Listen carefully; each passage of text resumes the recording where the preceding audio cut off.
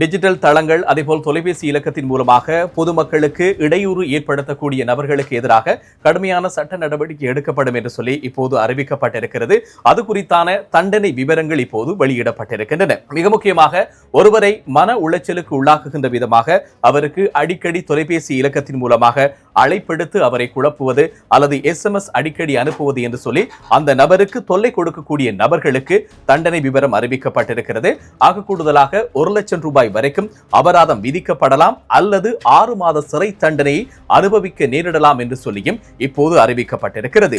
அதே நேரம் ஒருவருடைய அனுமதி இல்லாமல் அவருடைய தொலைபேசி இலக்கத்தை சமூக ஊடகங்களிலோ அல்லது பொது வெளியிலோ பகிர்வதும் தண்டனைக்குரிய ஒரு குற்றமாக அறிவிக்கப்பட்டிருக்கிறது. மிக முக்கியமாக இவ்வாறான தொல்லைகள் மூலமாக பாதிக்கப்படக்கூடிய மக்கள் உங்களுக்கு அருகிலே இருக்கக்கூடிய காவல் நிலையத்துக்கு சென்று நீங்கள் ஆதாரத்தோடு முறைப்பாடு அளிக்க முடியும் என்று சொல்லியும் அறிவிக்கப்பட்டிருக்கக்கூடிய நிலையில் அல்லது குற்றப்புலனாய்வு திணைக்களத்துக்கு சென்று அந்த ஆதாரங்களை சமர்ப்பித்து நீங்கள் முறைப்பாடு அளிக்க முடியும்.